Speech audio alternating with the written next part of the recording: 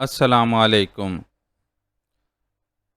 دوبارہ ہوش آیا تو میں نے خود کو نرم بستر پر پایا۔ مجھے پوری طرح ہوش آنے میں زیادہ دیر نہیں لگی تھی۔ مجھے ہوش میں آتے ہی یہ اندازہ لگانا زیادہ دشوار ثابت نہ ہوا تھا کہ وہ بستر جس پر میں دراز تھی ایسے کمرے میں تھا جو غالباً کسی اچھے ہسپتال کا ہی ایک حصہ تھا۔ میں نے آنکھیں کھول دی تھیں اور اطراف کا جائزہ لے رہی تھی۔ میں اس کمرے میں تنہا ہی تھی۔ ابھی مجھے ہوش میں آئے زیادہ دیر نہیں ہوئی تھی کہ میں نے ایک نرس کو اس کمرے کے دروازے سے داخل ہوتے دیکھا۔ وہ مجھے ہوش میں دیکھ کر تیزی سے قریب آ گئی اور بولی، شکر ہے کہ آپ بیدار ہو گئیں۔ اب آپ کیسا محسوس کر رہی ہیں؟ ٹھیک ہوں، میں نے جواب دیا۔ پھر بولی، مجھے یہاں کون لے کر آیا تھا؟ مسٹر شرلے، نرس نے جواب دیا۔ کیا میرے ساتھ کوئی اور بھی تھا؟ میں نے رضوان کا خیال کر کے پوچھا۔ جی ہاں، نرس بولی، آپ کے ساتھی برابر والے کمرے میں ہیں، مگر ابھی انہیں ہوش نہیں آیا ہے۔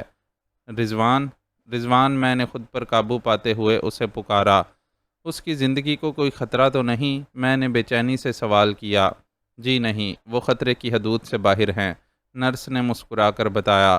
پھر بولی، وہ غالباً آپ کے شوہر ہیں۔ یہ کہہ کر وہ نبض دیکھنے لگی۔ میں نرس کی بات سن کر مسکرا دی۔ میری بے چینی نے اسے غلط فہمی میں مبتلا کر دیا تھا۔ ایسی کوئی بات نہیں ہے، میں نے مسکرا کر جواب دیا۔ وہ ٹوٹی پھوٹی انگریزی میں بات کر رہی تھی، اس لیے میں بھی انگریزی میں ہی بات کر رہی تھی۔ اچھا، تو اب سمجھی، وہ معنی خیز انداز میں مسکرائی۔ وہ آپ کے منگیتر ہوں گے؟ میرے نہیں، میری بہن کے منگیتر۔ میں نے نرس کی غلط فہمی دور کرنا ضروری سمجھا۔ اس دوران میں نرس نے میری نبض اور بلڈ پریشر وغیرہ دیکھا اور سرہانے رکھے ہوئے پیڈ پر لکھ دیا۔ پھر وہ مسکراتی ہوئی کمرے سے باہر چلی گئی۔ تھی وہ خوبصورت۔ اگر فرصت سے بیمار ہونے کا وقت ہوتا تو میں کچھ عرصے اس ہسپتال میں رہنا ضرور پسند کرتی۔ ابھی میری آنکھوں میں اسی حسین نرس کا چہرہ گھوم رہا تھا کہ میں کسی کے قدموں کی چاپ سن کر چونکی۔ میں نے دروازے کی جانب دیکھا تو شرلے کمرے میں داخل ہو رہا تھا۔ اس کے ہونٹوں پر مسکراہٹ تھی۔ وہ مسکراتا ہوا پلنگ کے قریب رکھی ہوئی کرسی کی جانب بڑھا۔ ابھی مجھے نرس سے معلوم ہوا ہے کہ آپ ہوش میں آ گئی ہیں، اس نے مسکراتے ہوئے کہا۔ اب آپ کی طبیعت کیسی ہے؟ اب میں قطعی ٹھیک ہوں، میں نے کہا۔ پھر بولی، میں تفصیلات جاننے کے لیے بے چین ہوں۔ آخر تم نے مجھے اور میرے ساتھی کو کس طرح اس جہنمی گھڑے سے نکالا؟ یہ کارنامہ میں نے نہیں بلکہ فائر بریگیڈ والوں نے انجام دیا تھا۔ یہ کہہ کر شرلے مجھے تفصیلات سے آگاہ کرنے لگا اور میں اپنی کلائی پر بندھی ہوئی گھڑی میں وقت دیکھنے لگی۔ 10 بج رہے تھے اور کمرے کی کھڑکی سے دن کی روشنی اندر آ رہی تھی۔ گویا وہ رات گزر چکی تھی جب میں اور رضوان سیکے کی تفریح طبع کے لیے موت کا کھیل کھیل رہے تھے۔ تفصیلات کے مطابق جب میں اور رضوان مقررہ وقت تک اس عمارت سے باہر نہ نکلے تو شرلے ہماری طرف سے فکر مند ہو گیا۔ اس نے عمارت میں داخل ہونے کا فیصلہ کیا۔ وہ عمارت میں داخل تو ہو گیا مگر دوسرے کمرے سے آگے نہ جا سکا کیونکہ آگے راستہ مسدود تھا۔ راہداری میں داخل ہونے کا دروازہ بند تھا۔ شرلے نے اس دروازے پر زور آزمائی کی اور اسی دوران میں اس نے کمرے میں کوئی تیز بو محسوس کی، بالکل کلوروفارم جیسی بو۔ شرلے نے اس کمرے سے نکلنا چاہا مگر اچانک وہ بو اتنی تیز ہو گئی کہ شرلے چند قدم بھی آگے نہ چل سکا اور بے ہوش ہو کر فرش پر گر پڑا۔ جب اسے ہوش آیا تو اس نے کمرے میں پیٹرول بہتا ہوا دیکھا۔ اسے خطرے کا احساس ہو گیا اور وہ فوراً ہی عمارت سے باہر نکل گیا۔ شرلے ابری عمارت سے باہر ہی نکلا تھا کہ عمارت میں آگ لگ گئی۔ اس دوران میں شرلے کا آدمی جو اس کے ساتھ تھا موقع غنیمت جان کر فرار ہو چکا تھا۔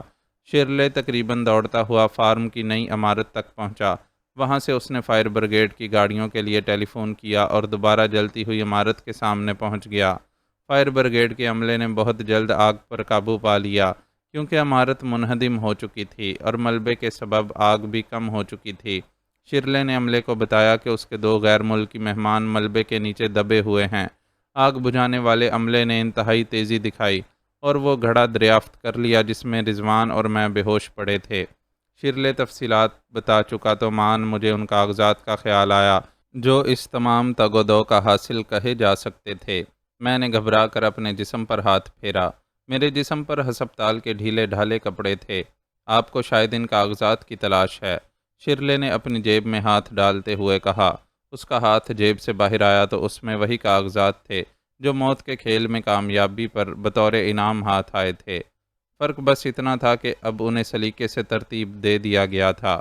کیا یہ پورے کاغذات ہیں؟ میں نے وہ کاغذات شرلے سے لیتے ہوئے سوال کیا۔ جی ہاں، اس نے جواب دیا۔ ان میں وہ کاغذات بھی شامل ہیں جو آپ کے ساتھی کی جیبوں سے نکلے تھے۔ کاغذات کے علاوہ اس نے وہ دوسرا سامان اور کرنسی وغیرہ بھی میرے سپرد کر دی جو میری اور رضوان کی جیبوں سے برآمد ہوئی تھی۔ آپ کو جس پتے کی تلاش ہے وہ میرے خیال سے لندن کا ہونا چاہیے۔ مان شرلے بولا۔ کیوں، تم یہ کس طرح کہہ سکتے ہو؟ میں نے اسے الجھن آمیز نگاہ سے دیکھتے ہوئے کہا۔ آپ جس فارم کی عمارت میں گھسی تھیں میں اس کے مالک سے ملا تھا، شرلے نے بتایا۔ میرا خیال تھا کہ کوئی اس کی مرضی کے بغیر اس عمارت کو استعمال نہیں کر سکتا تھا۔ وہ اس بات سے ابتدا میں انکار کرتا رہا، لیکن جب میں نے وہ حربے آزمائے جن سے کسی کی زبان بآسانی کھلوائی جا سکتی ہے تو اس نے سب کچھ اگل دیا۔ وہ پرانی عمارت جو اس نے ایک بھاری رقم کے عوض کرائے پر اٹھا دی تھی، کرائے دار اس عمارت کو کسی قسم کا تجربہ کرنے کے لیے استعمال کر رہا تھا۔ اس نے اصل کرائے دار کا نام سیکے بتایا تھا۔ اصل کرائے دار سے مراد؟ میں نے سوال کیا۔ کرائے دار کا کوئی نہ کوئی آدمی فارم کی نئی عمارت میں قیام پذیر رہتا تھا۔ یہ آدمی عموماً بدلتے رہتے تھے اور ان کی شناخت سیکے کے کارڈ سے ہوتی تھی۔ وہ سیکے کا وزٹنگ کارڈ لے کر آتے تھے۔ شرلے تفصیل بتانے لگا۔ اس پرانی عمارت کے علاوہ فارم کی نئی عمارت کا ایک کمرہ بھی سیکے کے تصرف میں ہوتا تھا، جہاں اس کا کوئی نہ کوئی آدمی ہمیشہ مقیم رہتا تھا۔ یہ کہہ کر شرلے خاموش ہو گیا۔ معلوم ہوتا ہے کہ نئی عمارت کے اسی کمرے سے پرانی عمارت میں موجود مشینوں کو کنٹرول کیا جاتا ہوگا۔ میں نے خیال آرائی کی۔ تم نے اس سلسلے میں فارم کے مالک سے پوچھا؟ جی ہاں، شرلے نے پرجوش لہجے میں جواب دیا۔ اس نے بتایا تھا کہ فارم کی نئی عمارت کے اس کمرے میں اس نے عجیب و غریب مشینیں دیکھی تھیں۔ وہ بس اتفاقیہ طور پر وہاں ان کی موجودگی سے آگاہ ہو گیا تھا، کیونکہ سیکے کا نمائندہ اس وقت تک وہاں سے نہیں جاتا تھا جب تک کہ دوسرا اس کی جگہ نہ آ جاتا تھا۔ مگر صرف ایک بار ایسا ہوا کہ سیکے کا ایک نمائندہ نئے نمائندے کے آنے سے قبل ہی وہاں سے چلا گیا تھا اور آئندہ آنے والا دوسرے دن پہنچا تھا۔ اس دوران میں فارم کے مالک نے وہ کمرہ دیکھ لیا تھا، کیونکہ وہ ہمیشہ اس کمرے کے بارے میں متجسس رہتا تھا کہ وہاں کیا ہے۔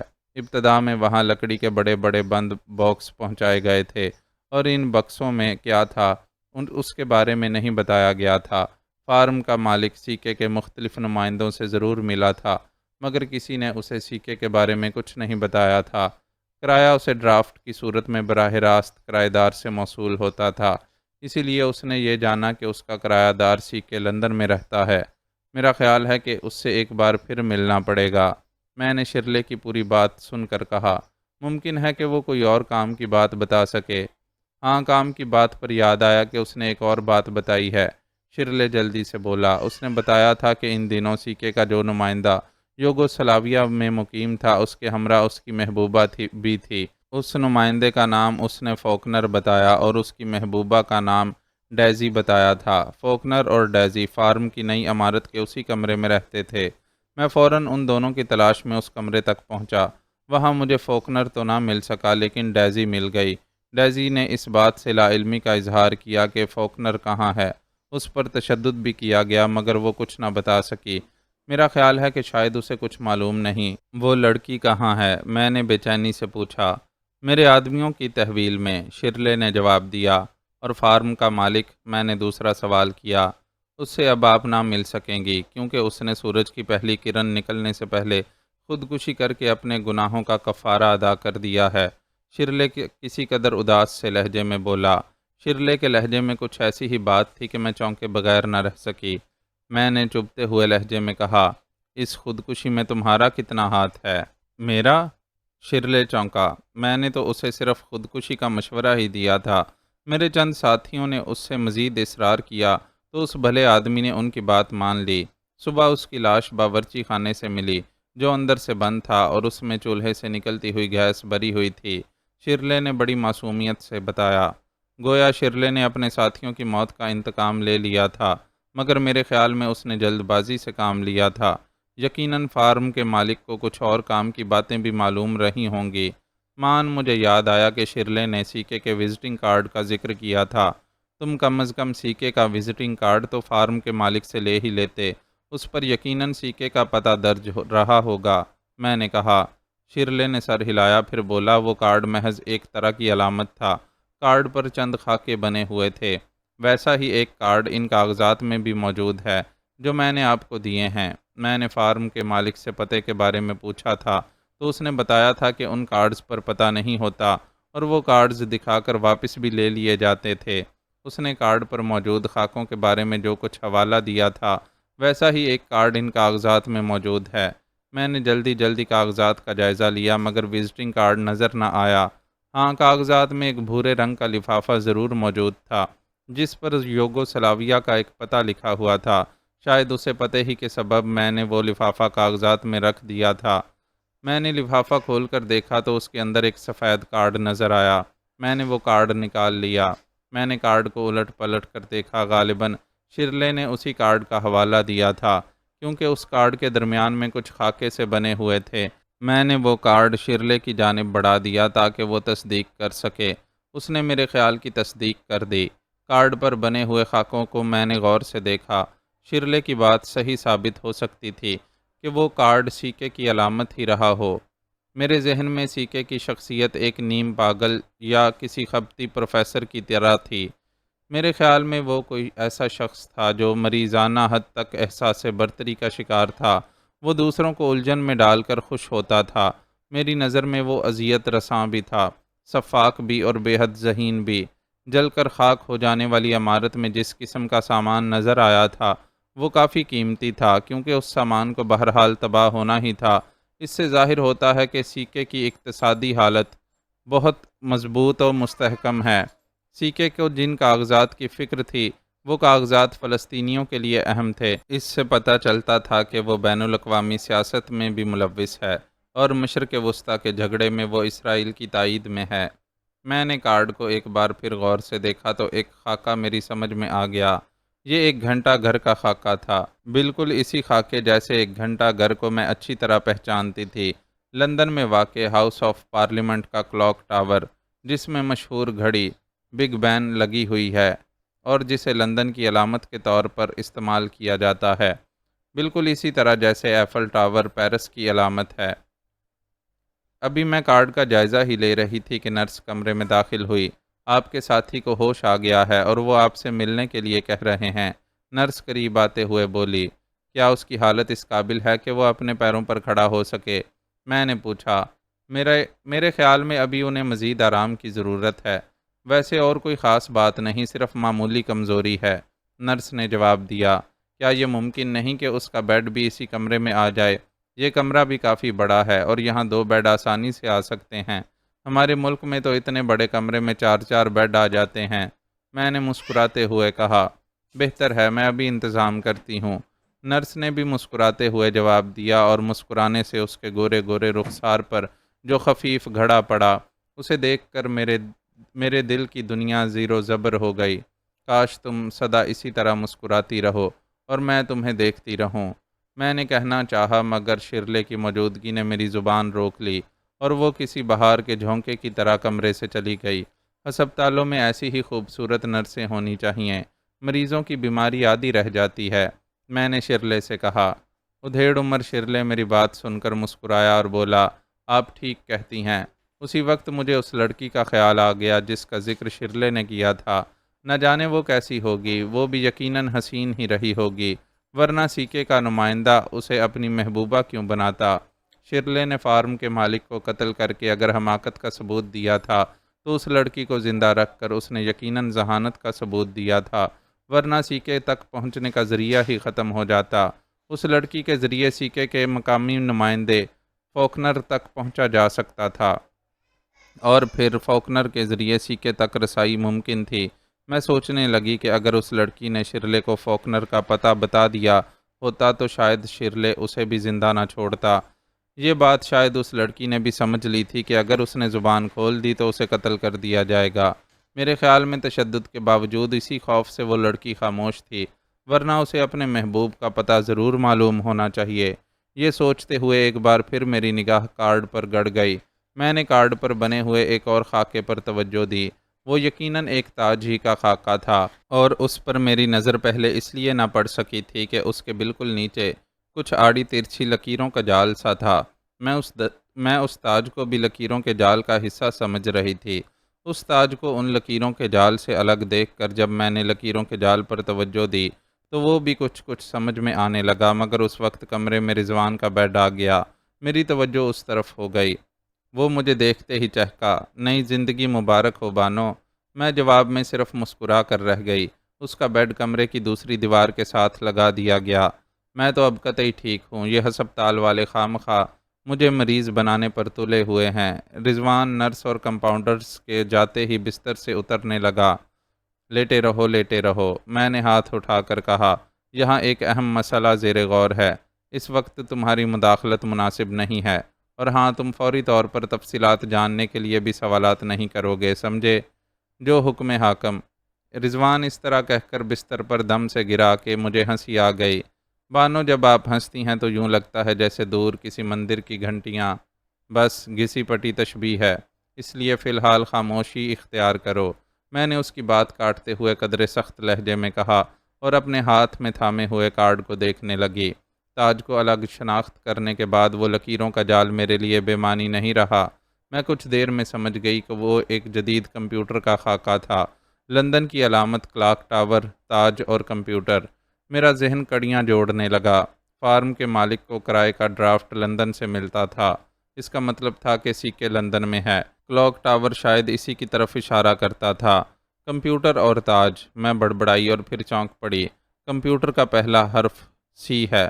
کارڈ پر غالباً اسی لیے کمپیوٹر بنایا گیا تھا، مگر تاج، اور پھر میری سمجھ میں تاج کا مطلب بھی آ گیا۔ تاج بادشاہ کی علامت ہے، یعنی انگریزی میں کنگ، اور کنگ کا پہلا حرف کے ہے، سی کے۔ میں نے ایک طویل سانس لیا۔ میں نے الجھی ہوئی گتھی کو سلجھا لیا تھا، لیکن جہاں سے گتھی کو سلجھانا شروع کیا تھا پھر وہیں پہنچ گئی تھی۔ سی کے اب بھی پردہ راز میں تھا۔ اس کے بارے میں یہ بات تو شرلے سے حاصل شدہ معلومات کے بعد ہی معلوم ہو گئی تھی کہ وہ لندن میں ہے۔ کارڈ سے مزید کوئی نئی بات پتہ نہ چل سکی تھی، سوائے اس کے کہ کارڈ سی کے ہی کا ہے۔ کیا آپ کسی نتیجے پر پہنچ گئیں؟ شرلے نے مجھے اس وقت مخاطب کیا جب میں نے وہ کارڈ اپنے سرہانے رکھ دیا۔ نہیں، میں نے جواب دیا۔ کسی نتیجے تک پہنچنے کے لیے اس لڑکی سے ملنا بہت ضروری ہے جو تمہاری قید میں ہے، لیکن وہ تو نہ سیکے کے بارے میں کچھ جانتی ہے اور نہ اسے یہ خبر ہے کہ اس کا عاشق فوکنر اسے سوتا ہوا چھوڑ کر اچانک کہاں چلا گیا۔ شرلے بولا۔ ایک بات بتاؤ شرلے، اگر وہ لڑکی تمہیں فوکنر کا پتہ بتا دیتی تو تم اس کے ساتھ کیا سلوک کرتے؟ میں نے یہ سوال کر کے اس کی طرف دیکھا۔ میں اسے آزاد کر دیتا۔ شرلے نظریں چراتا ہوا بولا۔ تم جھوٹ بول رہے ہو شرلے، میں نے چبھتے ہوئے لہجے میں کہا۔ تم اور تمہارے ساتھی اس لڑکی کو بھی خودکشی کرنے پر مجبور کر دیتے۔ شرلے نے سر جھکا لیا، پھر بھررائی ہوئی آواز میں بولا، مجھے اپنے ساتھیوں کی موت کا بہت دکھ ہے، اور ابھی میں نے پورا انتقام نہیں لیا۔ اگر آپ بھی اس لڑکی سے کچھ معلوم نہ کر سکیں تو میں آپ سے درخواست کروں گا کہ اسے میرے رحم و کرم پر چھوڑ دیں۔ صاف صاف یوں کیوں نہیں کہتے کہ میں تمہیں اس لڑکی کو قتل کرنے کی اجازت دے دوں؟ میں نے کہا، اور شرلے خاموش رہا۔ اس کا مطلب یہی تھا کہ وہ یہی چاہتا تھا۔ میں اسے خاموش دیکھ کر پھر بولی، مجھے اس پر اعتراض نہیں کہ تم اپنے ساتھیوں کا انتقام کیوں لے رہے ہو۔ میرا کہنا یہ ہے کہ اس طرح کہیں اصل مقصد فوت نہ ہو جائے۔ میں سمجھتا ہوں۔ شرلے نے تائیدی انداز میں سر ہلایا اور بولا، اسی لیے تو میں نے ابھی تک اس لڑکی کو ہلاک نہیں کیا۔ میرا خیال ہے بانو کہ آپ کافی دیر راز و نیاز کر چکی ہیں۔ مان رضوان کی آواز سنائی دی۔ اب اگر میری زبان بندی ختم کر دی جائے تو بڑی عنایت ہوگی۔ رضوان نے کچھ اس انداز میں کہا کہ مجھے اس پر رحم آ گیا۔ یوں بھی اب کوئی ایسا مسئلہ باقی نہیں رہا تھا جس کے لیے یکسوئی ذہن کی ضرورت ہوتی۔ میں بولی، زبان بندی صرف ایک شرط پر ختم کی جا سکتی ہے کہ تم میرا زیادہ دماغ نہیں چاٹو گے۔ یہ کہہ کر میں نے خود اسے مختصراً تمام حالات سے آگاہ کر دیا۔ پھر آخر میں بولی، تم فی الحال یہیں آرام کرو، میں شرلے کے ساتھ جا کر اس لڑکی سے مل آتی ہوں تاکہ میں کباب میں ہڈی نہ بن سکوں۔ رضوان نے برجستہ کہا، تمہیں ابھی آرام کرنے کی ضرورت ہے۔ میں اس کی بات نظر انداز کرتے ہوئے بولی۔ پھر شرلے سے کہا، غالباً یہاں سے چھٹی مل سکتی ہے، لیکن جب تک ڈاکٹر نہ آ جائے یہ کس طرح ممکن ہے؟ شرلے بولا، پھر خود ہی گھڑی دیکھتے ہوئے کہا، ویسے وہ وزٹ پر آتا ہی ہوگا، 10:30 بجنے والے ہیں۔ مجبوراً ڈاکٹر کی آمد تک مجھے ہسپتال ہی میں رہنا پڑا۔ وہ 11 بجے کے قریب آیا، اس نے مجھے تو ڈسچارج کر دیا، مگر رضوان کو مزید شام تک آرام کرنے کے لیے کہا۔ بس اب تو آپ کو چین آ گیا۔ ڈاکٹر کے جاتے ہی رضوان لڑاکا عورتوں کی طرح بولا۔ میں اس کی طرف دیکھ کر مسکرائی اور بستر سے اٹھتی ہوئی شرلے سے مخاطب ہوئی، تمہارے پاس کار تو ہوگی ہی؟ اس نے اس بات میں سر ہلایا تو میں نے کہا، یہاں سے کتنی دور کا سفر ہوگا؟ بمشکل 15-20 منٹ کا، شرلے نے جواب دیا۔ ہسپتال کے اسٹور میں جا کر میں نے اپنا لباس تبدیل کیا، پھر رضوان کو خدا حافظ کہہ کر شرلے کے ہمراہ روانہ ہو گئی۔ ڈرائیونگ شرلے ہی کر رہا تھا، میں اس کے برابر والی نشست پر بیٹھ گئی۔ وہ شہر کا مرکزی علاقہ تھا۔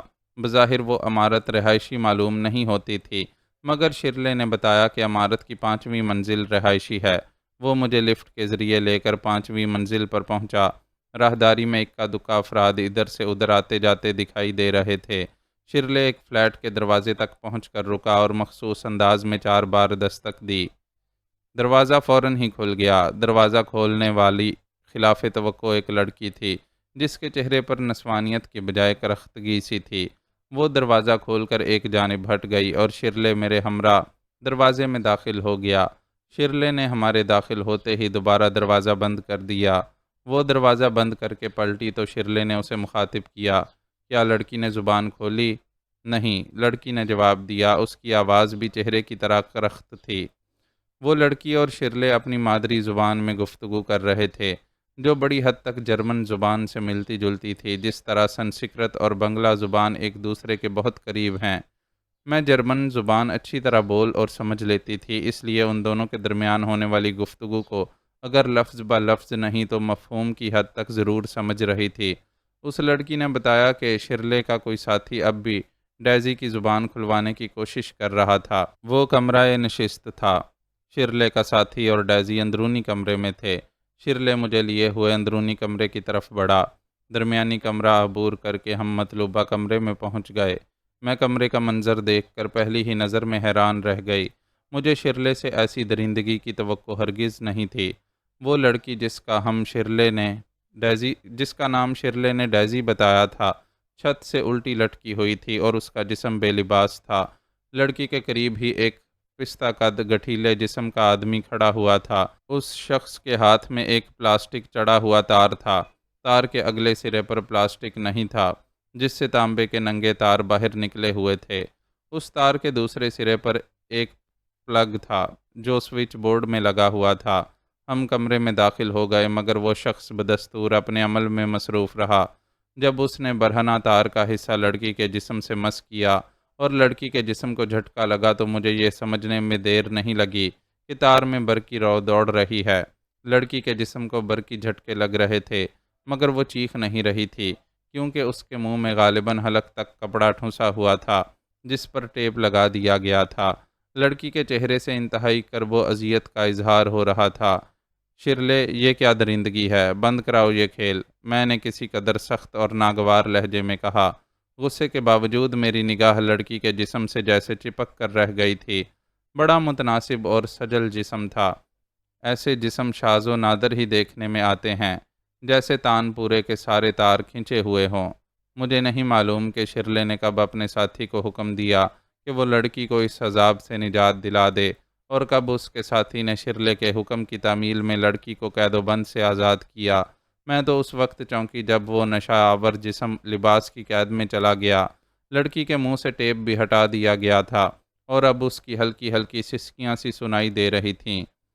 جین اور جیکٹ میں جیسے اس شعلے نے خود کو زبردستی قید کر لیا تھا۔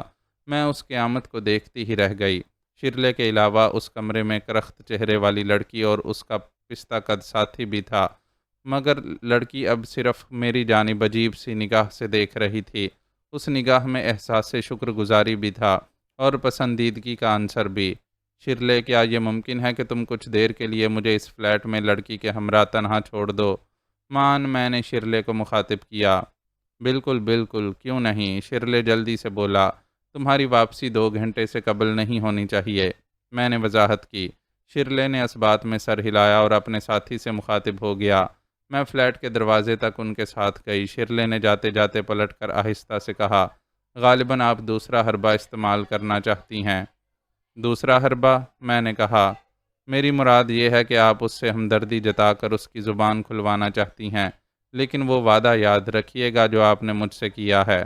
شرلے بولا، ہاں مجھے یاد ہے۔ میں نے اسے جلد سے جلد ٹالنے کی غرض سے کہا۔ شرلے اپنے ساتھیوں سمیت فلیٹ سے نکل گیا تو میں نے دروازہ بند کر لیا۔ میں لوٹ کر اسی کمرے میں پہنچی جہاں لڑکی کو چھوڑا تھا۔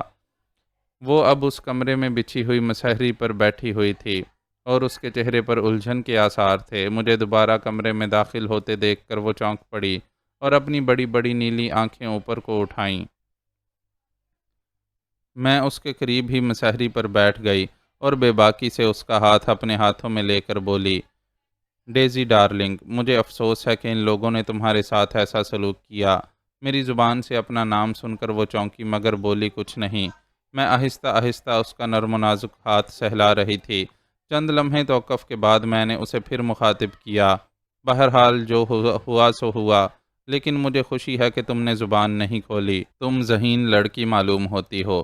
اگر تم انہیں فوکنر کا پتہ بتا دیتی تو شاید وہ تمہیں زندہ نہ چھوڑتے۔ تو کیا آپ ان کی ساتھی نہیں ہیں؟ اس نے انتہائی حیرت سے سوال کیا۔ اس کی آواز بھی اسی کی طرح حسین تھی۔ بظاہر تم مجھے ان کا ساتھی سمجھ سکتی ہو، لیکن حقیقت یہ ہے کہ میں تمہیں ان کے چنگل سے نکالنا چاہتی ہوں۔ یہ کہتے ہوئے میں اس سے مزید قریب ہو گئی۔ اب اس کے جسمانی لمس سے میرے جسم میں سنسناہٹ ہونے لگی تھی۔ مگر آپ کو مجھ سے کیا ہمدردی ہے، اور آپ مجھے کیسے جانتی ہیں؟ اس نے کہا۔ اس کے لہجے میں معصومانہ حیرت تھی۔ ان باتوں کو چھوڑو، میں تو تمہیں ہی کیا، فوکنر کے باس کو بھی جانتی ہوں جو لندن میں رہتا ہے، لیکن اس کے ہاتھ یوگوسلاویہ تک پھیلے ہوئے ہیں۔ میں دراصل تمہیں ایک اہم بات سے آگاہ کرنا چاہتی تھی جس سے شاید تم ناواقف رہی ہو۔ اہم بات؟ تمہاری جیسی عمر کی لڑکیاں خصوصاً محبت کے معاملے میں جذباتی ہوتی ہیں۔ وہ کسی بھی قیمت پر اپنے محبوب کو کھونا نہیں چاہتی ہیں۔ میرا اندازہ ہے کہ تم بھی انہی لڑکیوں میں سے ہو۔ اگر اپنے محبوب فوکنر کی زندگی بچانے کے لیے تمہیں خود اپنی زندگی داؤ پر لگا دینی پڑے تو شاید تم گریز نہیں کرو گی۔ کیا میں غلط کہہ رہی ہوں؟ یہ کہتے ہوئے میں نے لڑکی کے متغیر ہوتے چہرے کو غور سے دیکھا اور محسوس کیا کہ میرا وار خالی نہیں گیا۔ تو کیا فوکنر کی زندگی خطرے میں ہے؟ وہ ہیجان خیز لہجے میں بولی، پھر خود کلامی کے سے انداز میں بڑبڑائی، مگر اسے کس کی طرف سے خطرہ ہو سکتا ہے؟ میں مسکرائی اور بولی، ان سوالوں کے جواب تم سے زیادہ فوکنر کے لیے جاننا ضروری ہے، اور ان کے علاوہ بھی بہت سی اہم باتیں۔ ڈیزی کے چہرے سے الجھن کا اظہار ہونے لگا، پھر اس کا چہرہ سوچ میں ڈوب گیا جیسے وہ کسی فیصلے تک پہنچنا چاہتی ہو۔ میں نے لوہا گرم دیکھ کر ایک اور ضرب لگائی، ڈیزی، دنیا میں ہر شے کی قیمت ہے، اور میں بھی تمہارے محبوب کی زندگی بچانے کا معاوضہ چاہتی ہوں، لیکن یہ معاوضہ فوکنر کو نہیں، تمہیں ادا کرنا ہوگا۔ مجھے؟ لیکن میرے پاس تو نقد رقم کی صورت میں کچھ بھی نہیں ہے۔ ڈیزی نے اپنی نیلی آنکھیں میری طرف اٹھائیں۔ میں نے اس کا ہاتھ چھوڑ دیا اور اس کی ٹھوڑی پکڑ کر اس کی نیلی آنکھوں میں جھانکا، پھر بولی، کون کہتا ہے کہ تم تہی دامن ہو؟ تمہارے پاس تو اتنی دولت ہے کہ زندگی بھر بھی خرچ کرو تو ختم نہ ہو۔ یہ الفاظ ادا کرتے ہوئے جذبات کی شدت سے میرا لہجہ بھاری ہوتا چلا گیا اور مجھے یوں محسوس ہوا جیسے میرا سارا وجود ان نیلی آنکھوں میں ڈوبتا جا رہا ہو۔ مجھے یہ دیکھ کر ایک خوشگوار حیرت سی ہوئی کہ میں نے پس الفاظ جو کچھ کہا تھا اس نے پوری معنویت کے ساتھ سمجھ لیا۔ رد عمل کا اظہار اس نے فوراً ہی کیا تھا۔ اس کی شاخ گل جیسی باہیں میری طرف اٹھ گئی تھیں۔ میں نے ان باہوں کو تھام لیا۔ مجھے یہ اندازہ لگانے میں دیر نہیں لگی تھی کہ ڈیزی ان راہوں سے آشنا تھی جدھر میں اسے لے جانا چاہتی تھی۔ میں نے اس کی فعالی کو ابتدائی مرحلے ہی میں محسوس کر لیا۔ یہ میرے لیے بڑا دلچسپ تجربہ تھا۔ میں بہت دنوں بعد کسی رموز آشنائے کیفے وصال سے ہمکنار ہوئی تھی۔ مجھے ایئر ہوسٹس مہربانوں کے ساتھ گزارے ہوئے خوبصورت لمحے یاد آ گئے۔ نیلی آنکھوں میں پڑے ہوئے سرخ سرخ ڈورے آغاز خود فراموشی کی دلیل بن کر ابھرے اور ان کے رنگ مجھ سے باتیں کرنے لگے۔ در دل پر کسی خوشبو نے دستک دی اور میرا وجود چیخ اٹھا، سارے دروازے کھول دو، ایسے مہمان روز روز کب آتے ہیں؟ کوئی میرے اندر زینہ زینہ اترنے لگا۔ گنگناتے ہوئے آبشاروں کی طرح میں نے اس کے قدموں کی صدا سنی اور اس صدا کے سحر میں کھو گئی۔ بندے قبا عقدہ کشائی چاہتے تھے، سو عقدہ کشائی کی گئی، مگر عقدہ کشائی کرنے والا کون تھا؟ نہ مجھے خبر تھی نہ اسے۔ خبر و ہوش کی منزلیں تو بہت پیچھے رہ گئی تھیں، ہاں ان بے خبری کے لمحوں میں بھی مجھے اتنی خبر تھی کہ حصول مقصد کچھ اور بھی ہے۔ ڈیزی، تم اپنے محبوب کے پتے سے تو واقف ہو نا؟ مجھے نہیں معلوم میں نے یہ چند الفاظ کس طرح ادا کیے۔ ہاں میں اس کا پتہ جانتی ہوں، اس نے بے ترتیب سانسوں کے درمیان کہا۔ اس کی آواز جیسے کہیں بہت دور سے سنائی دے رہی تھی۔ میں آپ کو اس کے پاس لے چلوں گی اور پھر آپ۔ شاید اس کے بعد بھی ڈیزی نے کچھ کہا تھا اور میں نے سنا بھی تھا، لیکن مجھے جو سننے کی آرزو تھی وہ پوری ہو چکی تھی۔ سننے والا وہیں تک سنتا ہے جہاں تک سننا چاہے۔ سفر نکہت و رنگ جاری تھا اور ڈیزی قدم سے قدم ملا کر چل رہی تھی۔ کبھی کبھی اس کی تیز رفتاری بڑھ جاتی تو میں اس کی باہیں تھام لیتی۔ سارا حسن تو سفر میں ہے، منزل پر تو سبھی پہنچ جاتے ہیں، جو لذت بھٹکنے میں ہے وہ منزل پر پہنچ جانے میں کہاں؟ ڈیزی بھی شاید اس رمز سے آشنا تھی، وہ بھی میرے ساتھ بھٹکنے پر آمادہ ہو جاتی۔ دو آبلہ پایان محبت صحرائے تشنگی میں آگے بڑھتے رہے۔ وہ عجیب صحرا تھا کہ گلزار بھی جس پر رشک کریں، کہیں جذبات کی دھوپ تھی تو کہیں احساس کی چھاؤں، کہیں ابر تمنا تھا تو کہیں کشت بے آب، کہیں روش روش خار مغیلاں تو کہیں قدم قدم گل و لالا، کہیں سراب ہی سراب تو کہیں گلاب ہی گلاب۔ وہاں بھٹکنے میں بڑی لذت تھی، مان اس صحرا کے ذرے ذرے کو ٹھنڈی ٹھنڈی چاندنی نے اپنی آغوش میں لے لیا۔ صحرا میں کھلتے ہوئے گلابوں پر شبنم کی پھوار پڑی، گلاب اس شبنم میں نہا گئے اور ان کے چہرے دھمکنے لگے۔ ان کی دھمک اتنی تیز تھی کہ میری آنکھیں خیرہ ہو گئیں اور میں نے آنکھیں موند لیں۔ ان گلابوں کی خوشبو میرے انفاس میں اتری تو میں نے بے خودی کی سرحدوں کو چھو لیا۔ رنگ چھٹے، خوابوں کی دھند کم ہوئی تو مجھے ڈیزی کا نکھرا ہوا چہرہ نظر آیا۔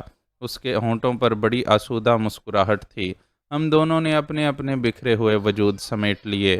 میں نے گھڑی میں وقت دیکھا تو شرلے کو گئے ہوئے 1 گھنٹہ گزر چکا تھا اور اس کی واپسی میں ابھی 1 گھنٹہ باقی تھا۔ اس 1 گھنٹے سے میں پورا فائدہ اٹھانا چاہتی تھی۔ اس پھول جیسے نازک جسم کو ابھی موت سے ہمکنار نہیں ہونا چاہیے تھا۔ شرلے کی واپسی کا مطلب ڈیزی کی موت ہوتا، جو بہرحال میں نہیں چاہتی تھی۔ آؤ چلیں، مان، میں نے ڈیزی کا ہاتھ تھامتے ہوئے کہا اور وہ اٹھ کھڑی ہوئی۔ فلیٹ کی چابی ڈھونڈنے میں زیادہ دقت پیش نہیں آئی۔ چابی کمرہ نشست کے ایک کارنس پر رکھی مل گئی تھی۔ میں ڈیزی کے ہمراہ فلیٹ سے نکلی، فلیٹ کا تالا لگایا اور چابی جیب میں ڈال کر لفٹ کی طرف بڑھ گئی۔ توقع کے مطابق عمارت کے نیچے شرلے کی کار موجود نہیں تھی۔ میں نے ٹیکسی کی تلاش میں ادھر ادھر نگاہ دوڑائی۔ کچھ دیر بعد ہی دائیں جانب سے ایک خالی ٹیکسی آتی دکھائی دی۔ مجھ سے پہلے ڈیزی نے ٹیکسی روکنے کے لیے ہاتھ بلند کیا۔ ٹیکسی ہمارے قریب آ کر رک گئی۔ ڈیزی نے ٹیکسی میں بیٹھتے ہوئے ڈرائیور کو کسی جگہ کا پتہ بتایا۔ ٹیکسی چل پڑی۔ سفر آدھے گھنٹے سے زیادہ کا ثابت نہیں ہوا تھا۔ ٹیکسی ایک 2 منزلہ عمارت کے سامنے رکی تھی جس کی پیشانی پر کسی درآمداتی کمپنی کا بورڈ لگا ہوا تھا۔ میں نے ٹیکسی کا کرایہ ادا کیا، ٹیکسی سے اتری اور ڈیزی کی رہنمائی میں 2 منزلہ عمارت کی طرف بڑھی۔ کیا اس فرم کا مالک فوکنر ہے؟ میں نے آگے بڑھتے ہوئے ڈیزی سے پوچھا۔ نہیں، ڈیزی نے جواب دیا، یہ فرم فوکنر کے ایک مقامی دوست کی ہے۔ مجھے یقین ہے کہ فوکنر یہیں ہوگا۔ بلغراد میں اس کے علاوہ اس کا اور کوئی ٹھکانہ نہیں۔ تو اس کا مطلب یہ ہے کہ فوکنر واقعی اس رات تمہیں فارم کی عمارت میں سوتا ہوا چھوڑ کر چلا گیا تھا؟ میں نے کہا۔ ہاں، اس سلسلے میں مجھے اس نے کچھ نہیں بتایا تھا، ڈیزی بولی۔ میں ڈیزی کے ہمراہ پہلی منزل پر پہنچی۔ اس منزل پر بھی دفاتر بنے ہوئے تھے۔ ڈیزی مختلف کمروں کے سامنے سے گزرتی ہوئی ایک کمرے کے دروازے پر رک گئی۔ دروازے پر ایک باوردی ملازم موجود تھا۔ ڈیزی کو دیکھ کر وہ استقبالیہ انداز میں مسکرایا اور پھر ڈیزی کے اشارے پر اس نے دروازہ کھول دیا۔ اس کا مطلب یہی تھا کہ ڈیزی اس ملازم کے لیے اجنبی نہیں تھی۔ میں نے ڈیزی کے ہمراہ جیسے ہی کمرے میں قدم رکھا، ایک بھاری مردانہ آواز سنائی دی۔ آئیے صبیحہ بانو، میں آپ ہی کا منتظر تھا۔ میں نے آواز کی سمت دیکھا۔ اس بڑے سے کمرے کے آخر میں ایک بڑی میز کے پیچھے ایک تنومند شخص گھومنے والی کرسی پر بیٹھا جھول رہا تھا۔ اس سے پہلے کہ میں کچھ کہتی وہ پھر بولا، مجھے پوری امید تھی کہ آپ ڈیزی کے ذریعے مجھ تک پہنچنے میں کامیاب ہو جائیں گی۔ یہ کہہ کر اس نے چند لمحے توقف کیا، پھر کہا، یوگوسلاویہ میں سیکے کا نمائندہ فوکنر آپ کو خوش آمدید کہتا ہے۔ کیا تم سیکے کی تشریح نہیں کرو گے؟ میں نے چبھتے ہوئے لہجے میں کہا۔ اس پردے کے پیچھے کون چھپا ہوا ہے؟ کیا آپ کو سیکے کا وزٹنگ کارڈ نہیں ملا؟ کارڈ مل گیا ہے، مگر میں اس کا پتہ جاننا چاہتی ہوں۔ میں نے ایک ایک لفظ پر زور دیتے ہوئے کہا۔ ہر چند کہ آپ جیسی ذہین خاتون کے لیے وہ کارڈ ہی کافی تھا، لیکن میں آپ کو سیکے کا پتہ بھی بتا دوں گا۔ آئیے تشریف لائیے۔ اس نے میز کی دوسری جانب رکھی ہوئی کرسیوں کی طرف اشارہ کرتے ہوئے کہا۔ میں آگے بڑھی، مگر ڈیزی اسی جگہ حیران پریشان سی کھڑی رہی۔ وہ شاید معاملے کی تہہ تک نہیں پہنچی تھی۔ اس سے پہلے کہ میں میز کے سامنے رکھی ہوئی کرسیوں تک پہنچتی، مان ایک نسوانی چیخ بلند ہوئی۔ پھر میں نے فوکنر کو سینہ پکڑ کر کرسی سے لڑکتے ہوئے دیکھا۔ میں تیزی سے پلٹی اور دروازے کے قریب ہی شرلے ریوالور لیے کھڑا ہوا تھا، اور اس سے چند فٹ کے فاصلے پر ڈیزی کا جسم تڑپ رہا تھا۔ میں نے دیکھا کہ شرلے کے ریوالور پر سائلنسر لگا ہوا تھا۔ شرلے نہ جانے کب دروازہ کھول کر آہستگی سے کمرے میں داخل ہو گیا تھا، اور دروازے کے باہر کھڑے ہوئے باوردی ملازم نے اسے نہ جانے کیوں نہیں روکا تھا۔ حیرت کے چند لمحے گزرنے کے بعد میں کچھ کہنا ہی چاہتی تھی کہ شرلے بول اٹھا۔ مجھے افسوس ہے کہ آپ نے اپنا وعدہ وفا نہیں کیا، لیکن مجھے اس کی توقع تھی، اسی لیے میں سائے کی طرح آپ کے پیچھے لگا رہا۔ شرلے، میں تقریباً چیخ پڑی، تم نے سارا کام بگاڑ دیا۔ میں آپ سے درخواست کروں گا کہ آپ یہاں سے فوراً میرے ساتھ چلیں۔ یہاں کسی بھی لمحے کوئی آ سکتا ہے، اور آپ کی حفاظت بہرحال میرا فرض ہے۔ مجھے بھی صورتحال کی نزاکت کا فوراً احساس ہو گیا تھا۔ اب وہاں رکنا بے معنی ہی تھا، اور شرلے سے مزید بحث بھی فضول تھی۔ اسے جو کچھ کرنا تھا کر گزرا تھا۔ اس نے اپنے ساتھیوں کا انتقام لے لیا تھا۔ مجھے اگر اس کے تعاقب کا ذرا بھی احساس ہو جاتا تو شاید یہ صورت پیش نہ آتی۔ ڈیزی کا جسم اب تڑپ تڑپ کر ساکت ہو چکا تھا، اور جسم کے ارد گرد خون پھیلا ہوا تھا جو دبیز قالین میں جذب ہوتا جا رہا تھا۔ فوکنر اپنی کرسی سے لڑک کر غالباً بڑی سی میز کے نیچے دم توڑ چکا تھا۔ چلو، میں نے شرلے کی طرف دیکھ کر سپاٹ لہجے میں کہا، اور قدم آگے بڑھائے۔ شاید شرلے نے کمرے میں داخل ہوتے ہی دروازہ بند کر دیا تھا۔ اس نے ریوالور جیب میں رکھا اور مڑ کر آہستگی سے تھوڑا سا دروازہ کھولا، پھر باہر جھانکتے ہوئے سرگوشی کی۔ چلیے آئیے، راستہ صاف ہے۔ کیا تم نے ملازم کو بھی ٹھکانے لگا دیا؟ میں نے آگے بڑھتے ہوئے مدھم لہجے میں کہا۔ اس کی ضرورت نہیں تھی، اسے یہاں سے ہٹا دینا ہی کافی تھا، اس نے جواب دیا اور کمرے سے نکل گیا۔ میں نے بھی اس کی تقلید میں دروازہ عبور کیا اور راہداری میں پہنچ گئی۔ شرلے مجھ سے چند قدم آگے تیز تیز چلتا ہوا زینے کی طرف بڑھ رہا تھا۔ عمارت کے نیچے شرلے کی کار موجود تھی۔ وہ کار میں بیٹھا اور دوسری سمت کا دروازہ میرے لیے کھول دیا۔ میں کار کے سامنے سے گزر کر دوسری سمت پہنچی اور تیزی سے کار میں بیٹھ گئی۔ میرے بیٹھتے ہی کار ایک جھٹکے سے آگے بڑھی۔ شرلے مجھے لے کر پھر اسی فلیٹ میں پہنچ گیا جہاں سے میں ڈیزی کے ساتھ روانہ ہوئی تھی۔ میں نے فلیٹ کی چابی اس کے حوالے کر دی تھی۔ فوکنر کی موت نے مجھے الجھن میں ڈال دیا تھا۔ اب اس کے سوا میرے پاس کوئی چارہ نہیں تھا کہ میں لندن روانہ ہو جاتی۔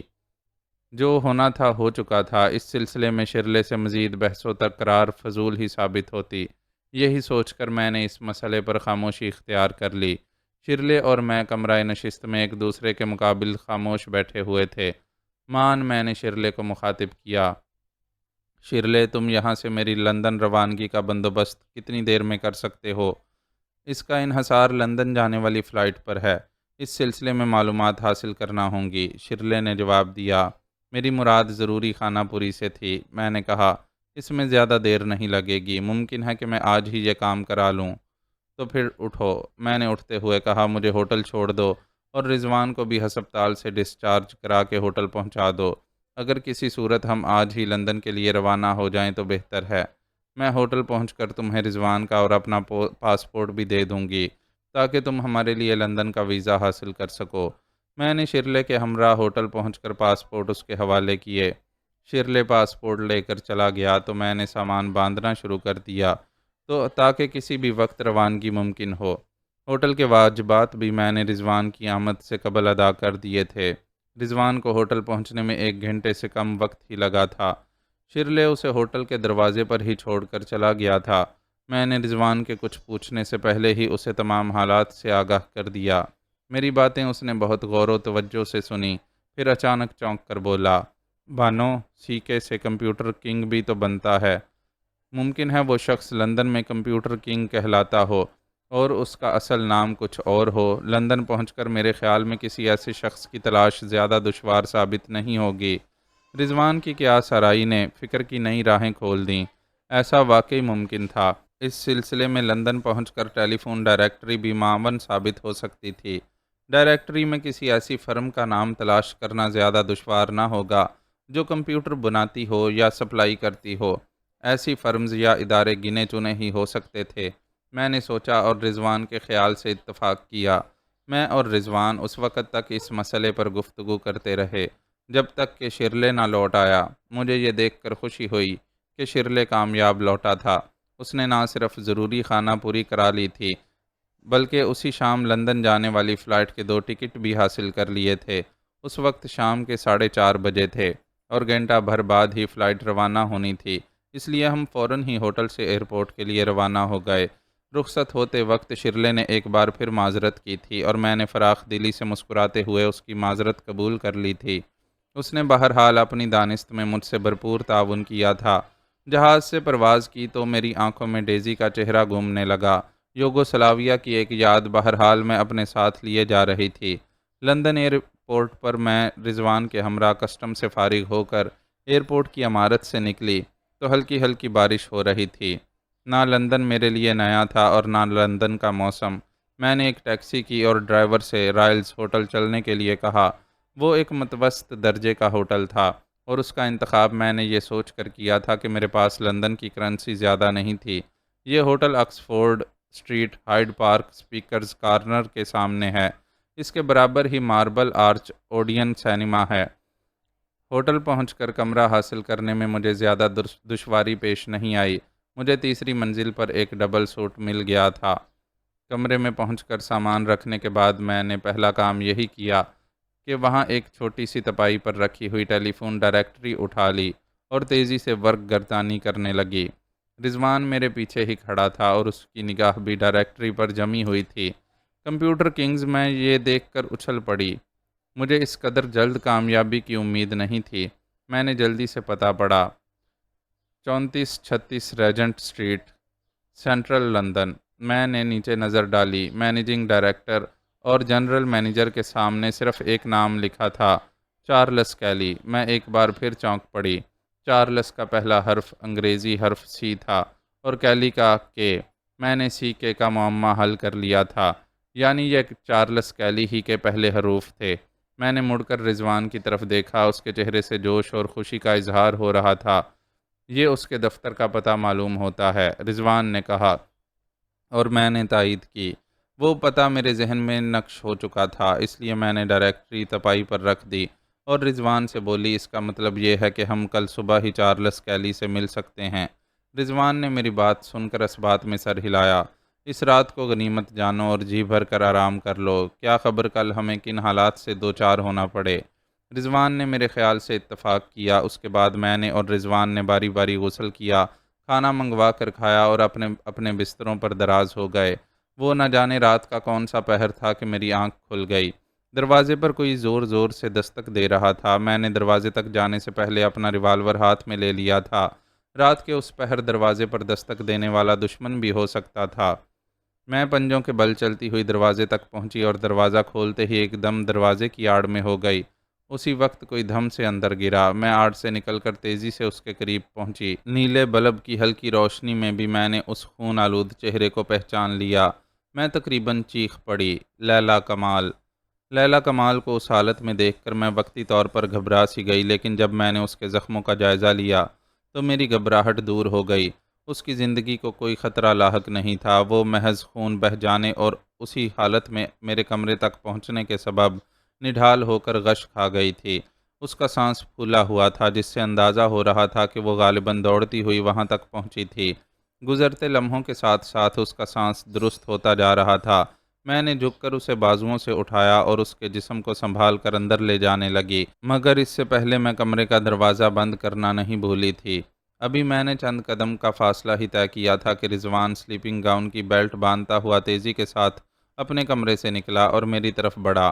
اس کے چہرے پر انتہائی حیرت کے تاثرات تھے، جیسے وہ کوئی خواب دیکھ رہا ہو۔ بانو، یہ لڑکی، زخمی لڑکی کون ہے؟ کوئی سوال بعد میں کرنا، میں نے رضوان کی بات کاٹتے ہوئے کہا، پہلے اسے میرے بستر تک پہنچوانے میں مدد کرو۔ رضوان نے میرے کہنے پر لیلا کو ایک طرف سے سنبھال لیا۔ میں نے احتیاطاً اس بات کا خیال رکھا تھا کہ میرے کپڑوں پر لیلا کا خون نہ لگے۔ جب میں نے رضوان کو بھی یہی احتیاط برتتے دیکھا تو مجھے خوشی ہوئی۔ اس کا مطلب یہ تھا کہ وہ پوری طرح چوکنا تھا۔ میں رضوان کی مدد سے لیلا کو اپنی خوابگاہ میں لے آئی اور بستر پر لٹا دیا۔ پھر رضوان سے مخاطب ہوئی، دیکھو، غسل خانے میں جا کر گرم پانی لے آؤ۔ اس کیبنٹ میں یقیناً کوئی جراثیم کش دوا ہوگی، وہ بھی لیتے آنا۔ رضوان بغیر کچھ کہے غسل خانے کی طرف بڑھ گیا اور میں لیلا کمال کی طرف متوجہ ہو گئی۔ مجھے اس کی لندن میں موجودگی حیرت انگیز معلوم ہوئی۔ ابھی ایک روز قبل ہی تو میں اس سے پیکنگ میں ملی تھی۔ میں نے اسے ان کاغذات کی نقل دی تھی جو سیکے نے مجھ سے زبردستی حاصل کر کے ضائع کرا دیے تھے۔ تنظیم آزادی فلسطین کے افراد کا وہاں لندن میں موجود ہونا میرے لیے باعث حیرت نہیں تھا، لیکن لیلا کمال کا پیکنگ سے وہاں اتنی جلدی پہنچ جانا ضرور تعجب خیز تھا۔ میں رضوان کی واپسی تک انہی خیالوں میں گھری رہی۔ جس حد تک ممکن تھا میں نے لیلا کمال کے زخموں کی ڈریسنگ کر دی۔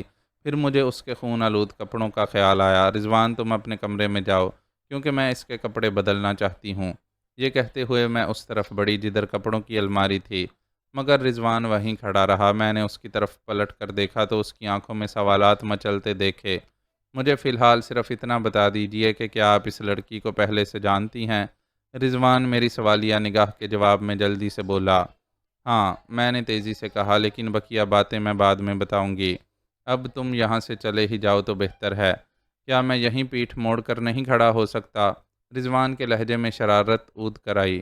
نہیں، میں نے سخت لہجے میں کہا، اگر تم نے مزید ضد کی تو یقین کرو کہ میں تمہیں اس لڑکی کے بارے میں کچھ نہیں بتاؤں گی، سمجھے؟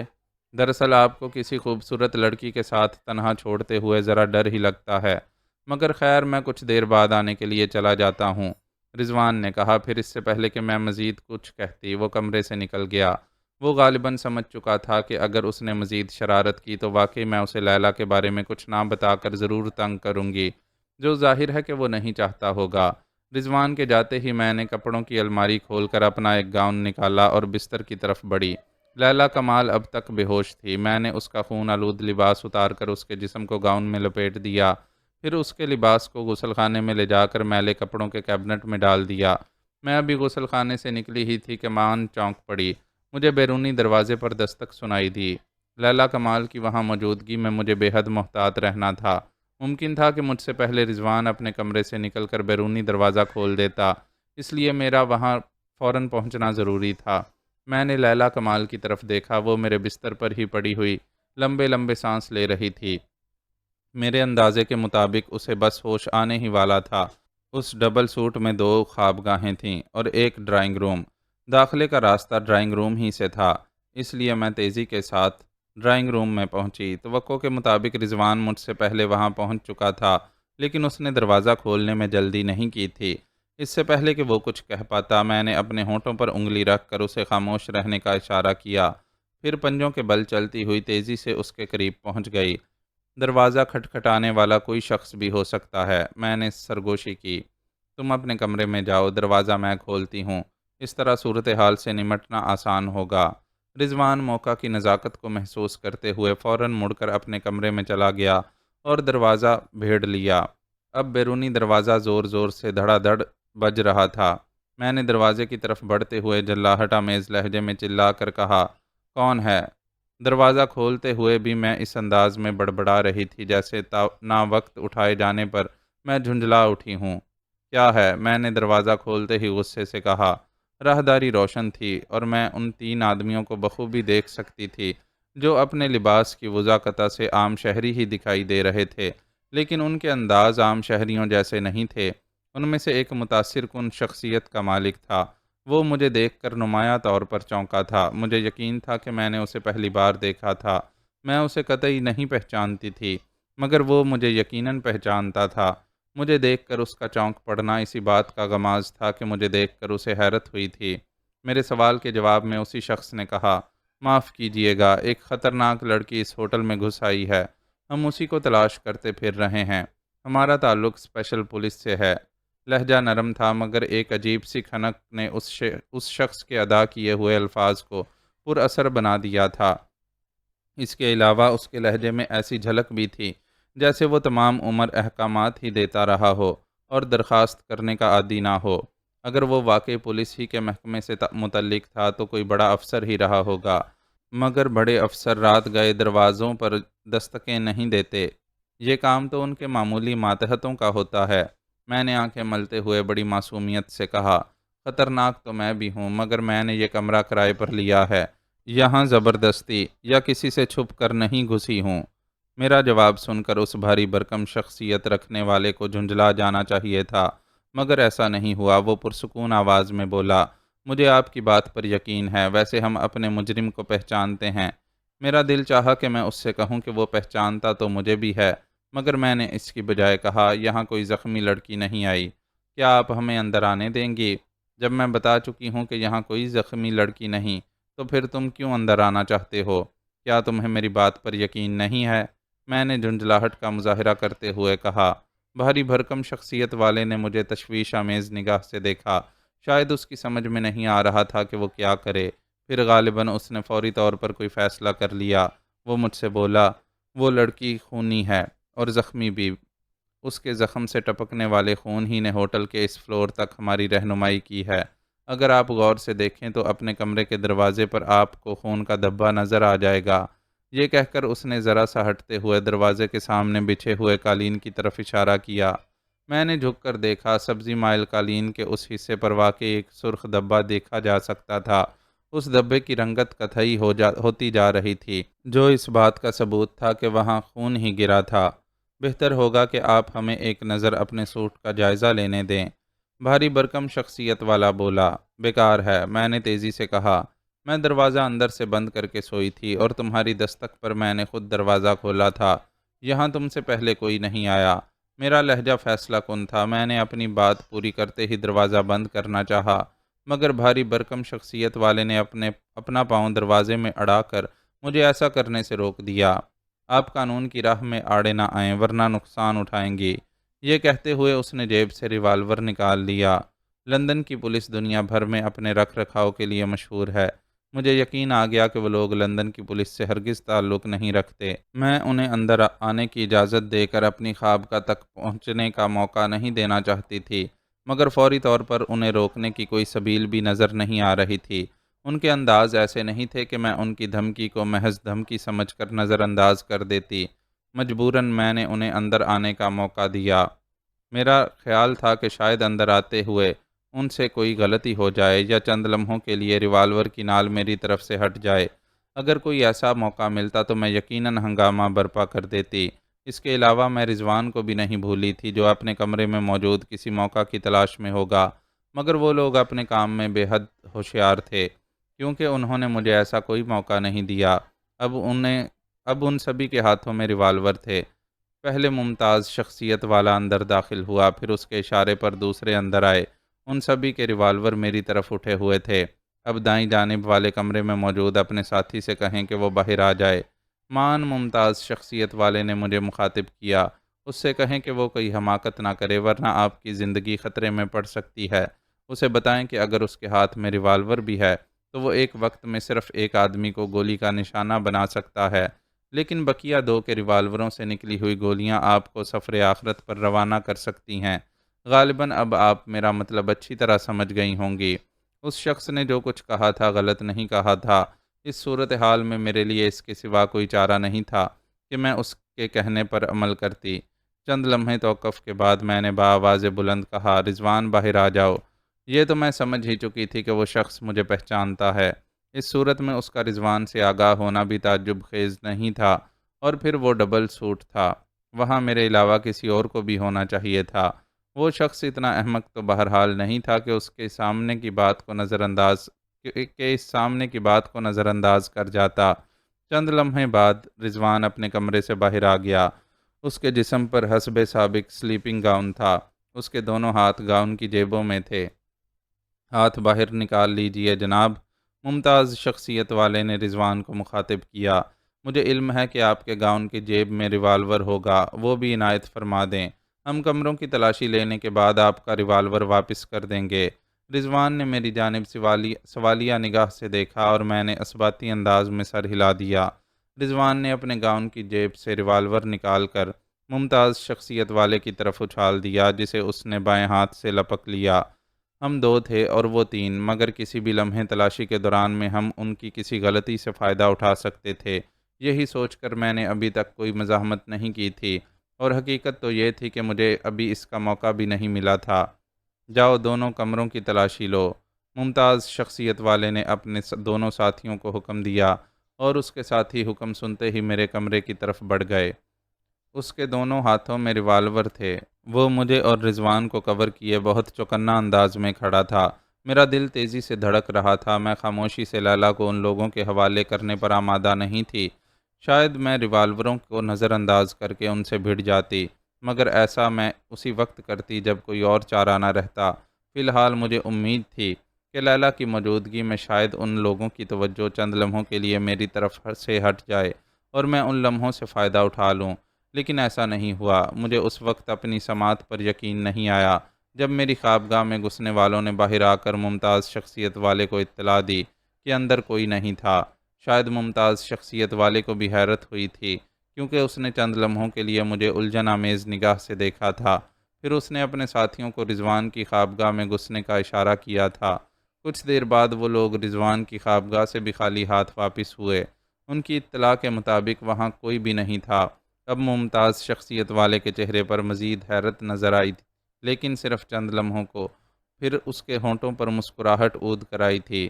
مجھے خوشی ہے کہ آپ سچی نکلیں، اس نے مطمئن انداز میں سر ہلاتے ہوئے کہا۔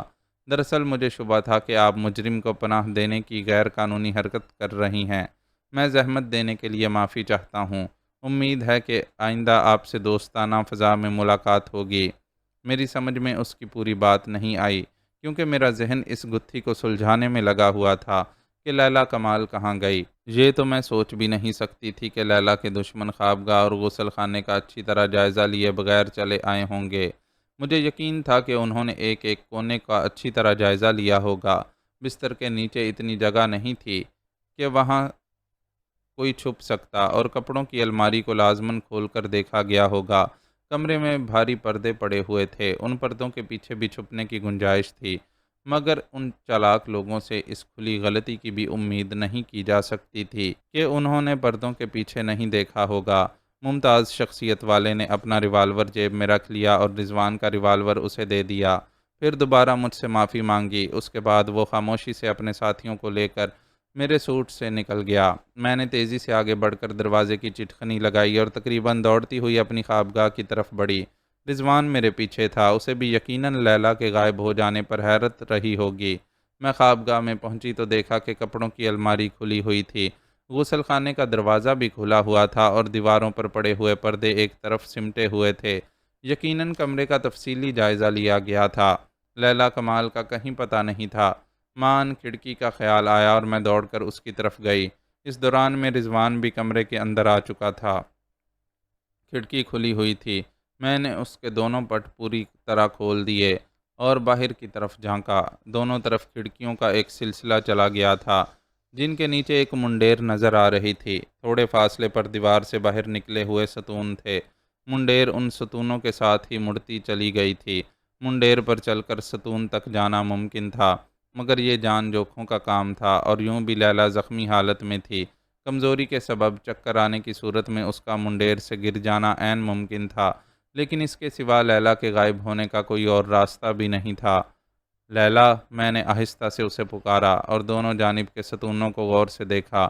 اسی لمحے دائیں جانب والے ستون کی آڑ سے ایک ہاتھ نکلا جو کانپ رہا تھا اور ستون کو مضبوطی سے اپنی گرفت میں لینا چاہتا تھا۔ وہ ستون زیادہ فاصلے پر نہیں تھا۔ ستون رضوان کے کمرے کی کھڑکی سے قریب تھا۔ وہ کانپتا ہوا ہاتھ لیلا کے سوا اور کس کا ہو سکتا تھا؟ لیلا نے اپنے دشمنوں کی گرفت سے بچنے کے لیے وہی راستہ اختیار کیا تھا جو انتہائی خطرناک تھا۔ ایک لمحہ بھی ضائع کرنا لیلا کی زندگی کے لیے خطرناک ثابت ہو سکتا تھا۔ اس کا کانپتا ہوا ہاتھ بتا رہا تھا کہ وہ اپنی قوت کھوتی جا رہی ہے۔ اور کسی بھی لمحے وہ منڈیر سے نیچے گر سکتی تھی۔ مجھے احساس ہی نہ ہو پایا تھا کہ رضوان کب میرے قریب آ کر کھڑکی سے جھانکنے لگا تھا، کیونکہ میری تمام تر توجہ باہر کی طرف تھی۔ اس سے پہلے کہ میں مڑ کر رضوان کے کمرے کی طرف بھاگتی، رضوان پہل کر چکا تھا۔ اس نے بھی یقیناً صورتحال کی نزاکت کو پوری طرح سمجھ لیا تھا اور مجھ سے پہلے اپنے کمرے کی طرف دوڑ پڑا تھا، کیونکہ لیلا کو اسی کے کمرے کی کھڑکی سے اوپر کھینچا جانا ممکن تھا۔ مجھے اس کی موجودگی کا احساس اس وقت ہوا جب وہ تیزی کے ساتھ کھڑکی سے ہٹا تھا۔ میں رضوان کے کمرے میں پہنچی تو وہ کھڑکی سے نیچے جھکا ہوا تھا۔ میں لپک کر قریب پہنچی اور باہر جھانکا۔ رضوان ستون کی طرف جھک کر لیلا کا کانپتا ہوا ہاتھ پکڑنے میں کامیاب ہو چکا تھا، اور اب لیلا بہت احتیاط اور آہستگی کے ساتھ ستون کی آڑ سے نکل رہی تھی۔ میں نے اطمینان کا سانس لیا، لیلا کی زندگی بچ گئی تھی۔ رضوان نے لیلا کے جسم کو سنبھال کر اسے بالآخر کمرے میں کھینچ لیا۔ اس پر نیم غشی کا سا عالم طاری تھا اور چہرہ پیلا پڑا ہوا تھا۔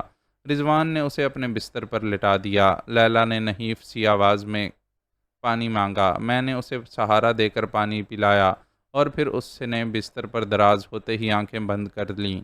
مجھے یہ سمجھنے میں زیادہ دیر نہیں لگی کہ خود کو محفوظ جان کر اس کے تنے ہوئے اعصاب ڈھیلے ہو چکے ہیں اور وہ ایک بار پھر بے ہوش ہو چکی ہے۔ چلیے چھٹی ہوئی، رضوان طویل سانس لیتے ہوئے بولا۔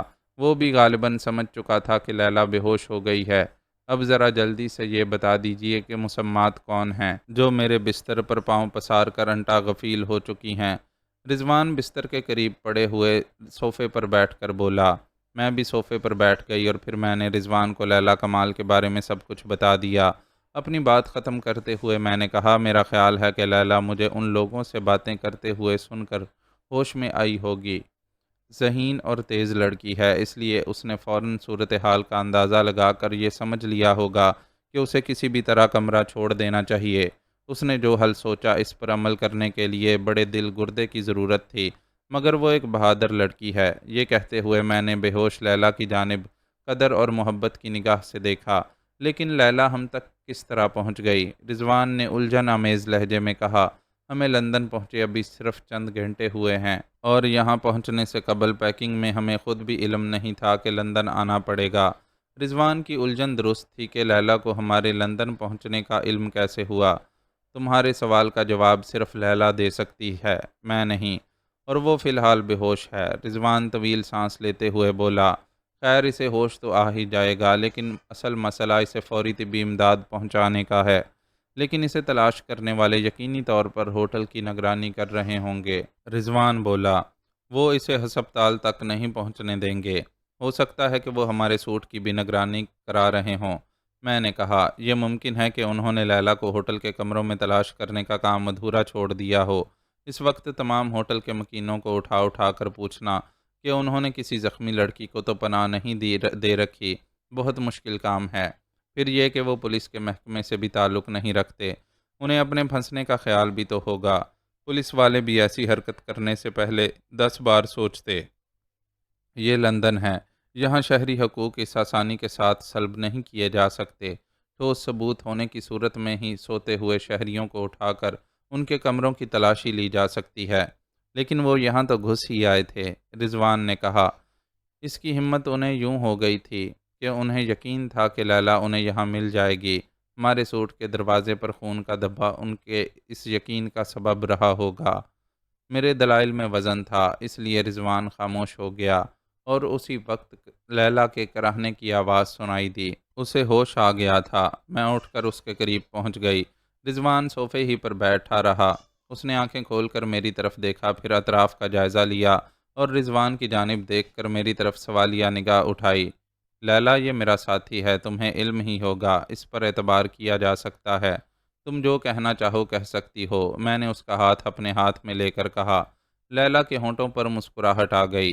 اب کیسی طبیعت ہے؟ میں نے کہا، شکریہ، زخم ہرے ہیں اور تکلیف دے رہے ہیں، ویسے خطرے کی کوئی بات نہیں، یہ تکلیف میرے لیے ناقابل برداشت نہیں ہے، لیلا کمال نے جواب دیا۔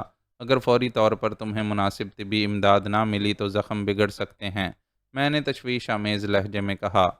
یہ شاید ممکن نہ ہو، کیونکہ میرے دشمن مجھے اس ہوٹل سے زندہ نہیں نکلنے دیں گے، لیلا کمال نے بدستور مسکراتے ہوئے کہا۔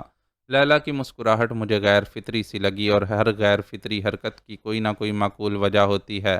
لیلا بہادر تھی، اسے بے شک اپنے زخمی ہونے پر فکر نہیں ہوگی، مگر مسکراہٹ غیر سنجیدگی کی علامت ہوتی ہے، یا پھر لطف اندوزی کی۔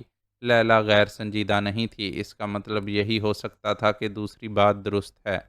تمہاری مسکراہٹ سے پتہ چلتا ہے کہ تم نے اپنے ذہن میں کوئی ایسی راہ متعین کر لی ہے جو تمہارے دشمنوں کے دانت کھٹے کر دے گی۔ لمحے بھر کو لیلا کے چہرے پر حیرت کے آثار ابھرے، مگر فوراً ہی اس کے لبوں پر دوبارہ مسکراہٹ آ گئی۔ اس نے مسکراتے ہوئے کہا، مجھے ابھی کچھ ایسا احساس ہوا جیسے آپ نے میرا ذہن پڑھ لیا ہو بانو۔ حقیقت یہی ہے کہ میں دشمنوں کے دانت کھٹے کرنے کے موڈ میں ہوں۔ مجھ پر چاقو کے وار کرنے والا جب تک اپنے خون میں نہیں نہائے گا، مجھے چین نہیں آئے گا۔ تم نے آخر سوچا کیا ہے، مجھے بھی تو بتاؤ۔ میں نے لیلا کو تشویش آمیز نگاہ سے دیکھتے ہوئے پوچھا۔ ذرا دیر پہلے جب مجھے ہوش آیا تھا تو میں نے آپ کو کسی سے باتیں کرتے سنا تھا۔ میں نے خوابگاہ کا دروازہ ذرا سا کھولا اور جھانکا تو فوراً اس بدبخت کو پہچان لیا جو مجھے کچھ دیر پہلے قتل کر دینا چاہتا تھا۔ لیلا نے بتایا۔ وہ آخر ہے کون؟ میں نے سوال کیا۔ اسرائیلی سیکرٹ سروس موساد کا ایک اہم رکن، بن یعقوب۔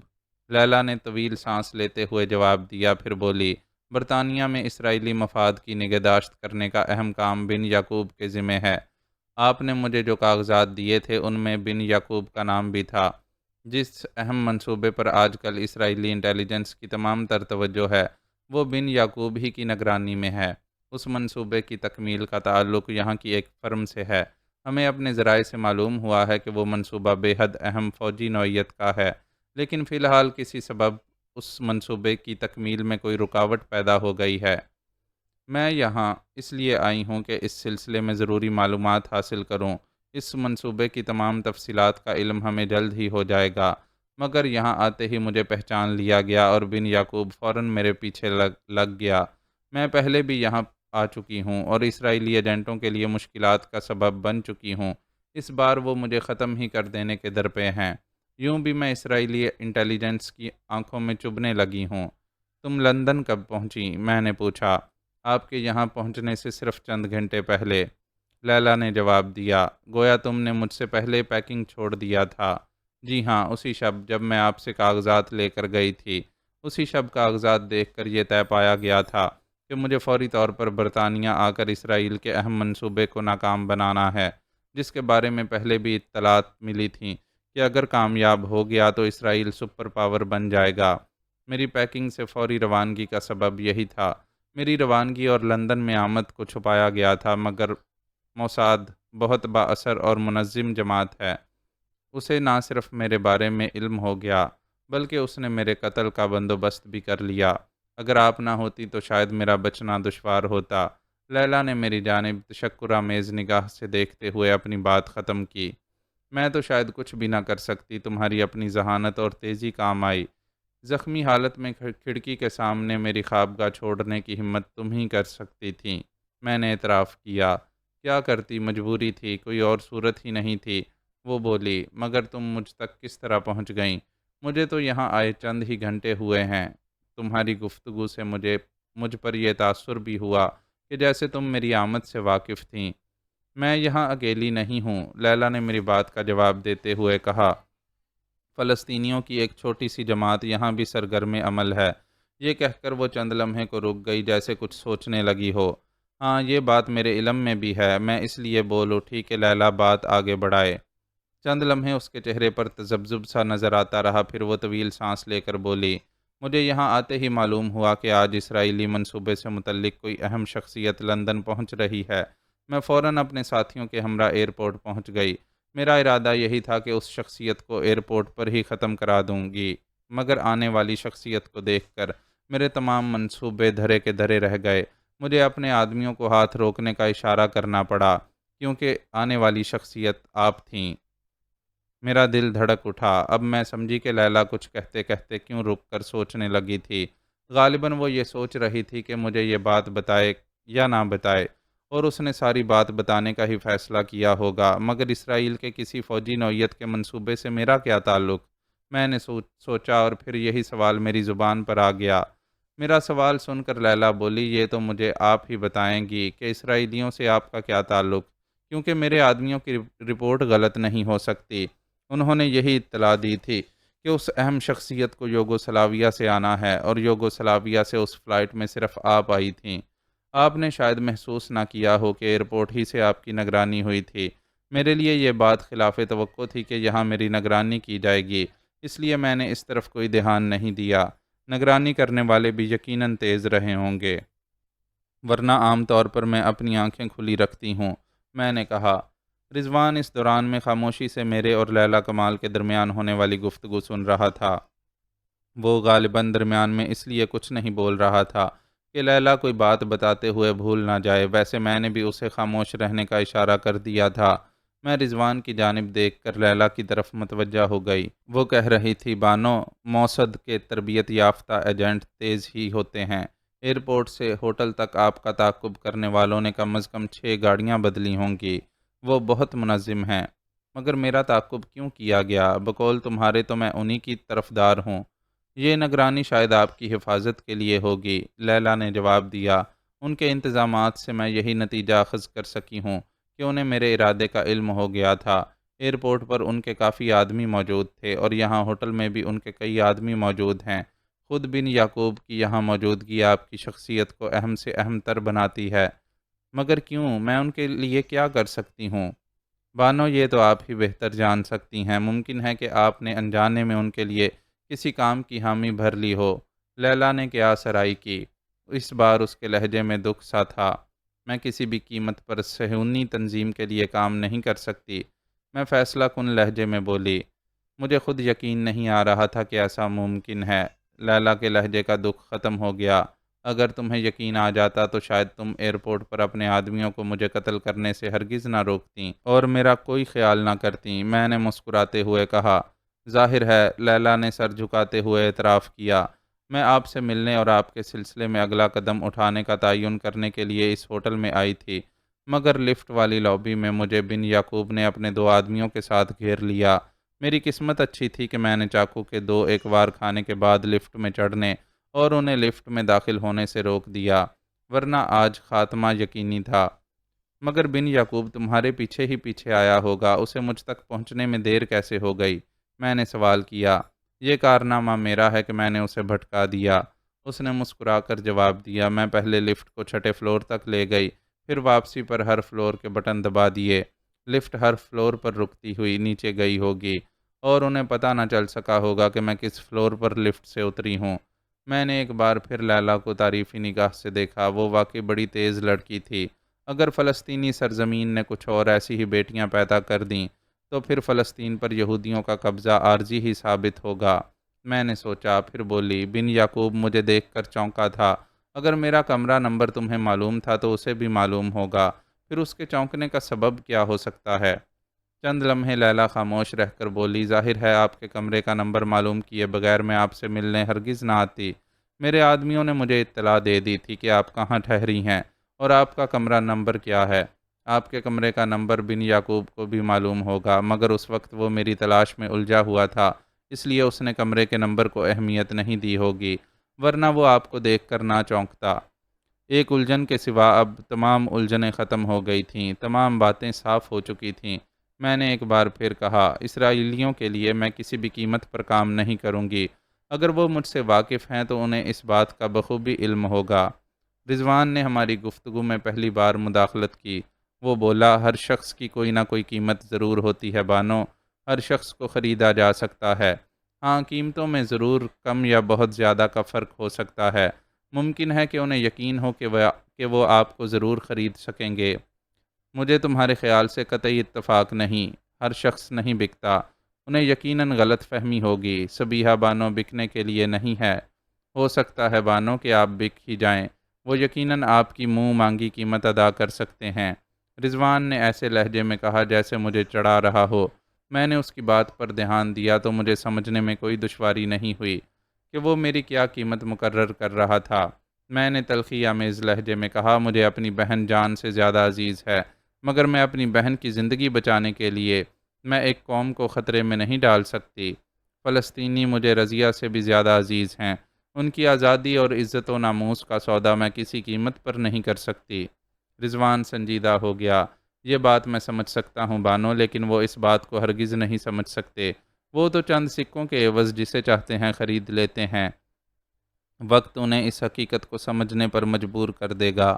میں پرجوش لہجے میں بولی، رضیہ کی قربانی اتنی آسانی سے نہیں دی جائے گی۔ لیلا نے بھررائی ہوئی آواز میں کہا، اگر میری تجویز کامیاب رہی تو آج ہی بن یعقوب کا خاتمہ کر دیا جائے گا۔ تمہاری تجویز کیا ہے؟ میں نے پوچھا۔ میں نے کہا تھا کہ میں یہاں تنہا نہیں ہوں، لیلا نے کہا، میں ابھی فون کر کے اپنے آدمیوں کو بلاتی ہوں۔ یہ ہوٹل بن یعقوب اور اس کے گرگوں کی خاطر مقبرہ بنا دیا جائے گا۔ لیلا کمال بن یعقوب کے ہاتھوں زخمی ہو کر شدید جذباتی ہو گئی تھی، اور یوں بھی بن یعقوب اس کا دشمن ہی تھا۔ اس کا اتنا جذباتی ہونا غیر فطری نہیں تھا۔ اگر ایسا نہ ہوتا تو وہ ہرگز ایسی تجویز کا اظہار نہ کرتی۔ دونوں پارٹیوں کے درمیان کھلم کھلا جنگ ہوٹل میں رہائش پذیر افراد کے لیے بھی خطرناک ثابت ہو سکتی تھی۔ اس جھگڑے میں بے گناہ افراد کا متاثر ہونا بعید از قیاس نہیں تھا، اور یہ بات فلسطینی جدوجہد آزادی میں معاون بننے کی بجائے اسے بدنامی بخشنے کا باعث ثابت ہوتی۔ فلسطینیوں پر پہلے ہی دہشت گردی کے الزامات ہیں۔ وہ لوگ جو فلسطین کے حق میں تھے اس بات کو اچھی طرح سمجھتے تھے کہ یہ الزام فلسطینیوں کے لیے کتنا نقصان دہ ہے۔ چند انتہا پسندوں کو چھوڑ کر سبھی اس بات کے قائل ہو چکے تھے کہ دہشت گردی کی پالیسی فائدے سے زیادہ نقصان کا باعث ہے۔ اسی لیے پالیسی میں واضح تبدیلی کی ضرورت محسوس ہو رہی تھی۔ میں نے ان باتوں کو مد نظر رکھتے ہوئے لیلا کمال کو مخاطب کیا، بن یعقوب سے نمٹنے کے لیے میں تمہاری اس تجویز سے قطعی متفق نہیں ہوں۔ میرا لہجہ فیصلہ کن تھا۔ شاید آپ کو یقین نہیں کہ ہم بن یعقوب اور اس کے گرگوں پر حاوی آ سکتے ہیں۔ ہاں، یقینی طور پر قبل از وقت تو کچھ بھی نہیں کہا جا سکتا، لیکن اگر ایسا فرض بھی کر لیا جائے تو کیا حاصل؟ میں بولی۔ اور چاہیے بھی کیا؟ لیلا نے حیرت کا اظہار کیا۔ اس مڈ بھیڑ سے دہشت پھیل جائے گی۔ میں نے اسے سمجھایا، اس دہشت گردی کا سارا الزام فلسطینی جدوجہد آزادی کے سر جائے گا۔ اس ملک کا پریس اربوں سے ہمدردانہ جذبات نہیں رکھتا، یہ تمہیں بھی علم ہوگا۔ جو چند دانش مند غیر جانبدار ہیں وہ بھی اس قسم کی حرکت سے مخالف نقطۂ نظر کے قائل ہو جائیں گے، اور یہ کسی بھی طرح ہمارے حق میں نہیں ہوگا۔ بن یعقوب کی موت ہمارے لیے اتنی مفید ثابت نہیں ہوگی جتنا نقصان کا باعث بنے گی۔ تمہیں بہرحال اس نقطے کو سمجھنا چاہیے۔ بن یعقوب کی موت اسرائیلی منصوبے کے خاتمے کا باعث ہوگی۔ یہ منصوبہ اتنی اہمیت کا حامل معلوم ہوتا ہے کہ تھوڑی بہت بدنامی کے عوض یہ سودا مہنگا نہیں رہے گا۔ لیلا نے اپنی تجویز کے حق میں دلیل پیش کی۔ یہ محض تمہارا خیال ہے کہ صرف بن یعقوب کی موت سے اسرائیلی منصوبہ ختم ہو جائے گا۔ اسرائیلی اہم منصوبوں کی داغ بیل شخصیتوں کی انفرادی اہمیت پر نہیں رکھتے۔ مجھے یقین ہے کہ بن یعقوب کی جگہ لینے کے لیے اسرائیل کے پاس 10 افراد اور موجود ہوں گے۔ میری بات سن کر لیلا خاموش ہو گئی، پھر چند لمحے بعد کمزور سی آواز میں بولی، پھر آپ کے خیال میں کیا کیا جائے؟ میرے لیے اپنے آدمیوں کی مدد حاصل کرنا ضروری ہے۔ وہ مجھے ہوٹل سے باہر لے جانے کی کوشش کریں گے تو بن یعقوب کے گرگے ضرور مداخلت کریں گے، ان سے جھڑپ یقینی ہے۔ تمہاری مشکلات کا کوئی نہ کوئی حل ضرور نکل آئے گا۔ میں نے طویل سانس لیتے ہوئے کہا، تم مجھے کچھ سوچنے کے لیے وقت دو، میں کوئی حل تلاش کر کے جملہ انتظامات کے بعد تم سے بات کروں گی۔ فی الحال تم یہیں آرام کرو، تمہارا اس حالت میں چلنا پھرنا بھی بہتر نہیں۔ اور یہ خادم رضوان مان بول اٹھا، اس کے لہجے میں شوخی تھی، یہاں صوفہ بھی موجود ہے، تم اس پر بآسانی سو سکتے ہو۔ میں نے مسکراتے ہوئے جواب دیا، پھر اٹھ کھڑی ہوئی۔ میں لیلا کمال کو اپنے کمرے میں بھی سلا سکتی تھی، لیکن نہ جانے کیوں میں نے ایسا نہیں کیا۔ کوئی ایسی بات میرے لاشعور میں تھی ضرور جس نے مجھے ایسا کرنے سے روک دیا تھا، ورنہ اسے اپنے کمرے تک سہارا دے کر لے جانا کچھ ایسا مشکل نہیں تھا۔ معزز ناظرین و سامعین، لائک، کمنٹس اور شیئر ضرور کریں، شکریہ۔